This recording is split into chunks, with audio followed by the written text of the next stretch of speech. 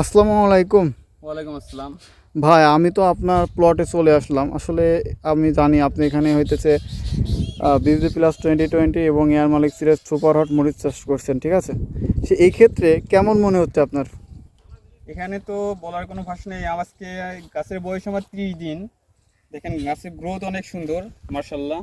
কোনো গাছ কম না, সব গাছগুলো অনেক সুন্দর আছে।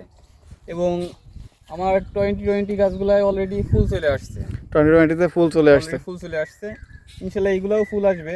তবে মনে হচ্ছে সুপার হটের থেকে 10 দিন আগে আমি 2020 ওঠাতে পারবো। তাহলে আপনার সুপার হটের থেকে 2020 বেশি ভালো মনে হচ্ছে। তবে আমি যতদূর জানি সুপার হটটা শীতকালীন, আর হইতেছে বিজলি প্লাস 2020 হইতেছে গরম সহনশীল, অর্থাৎ আপনার রোদ বৃষ্টি এগুলো বেশি সহনশীল।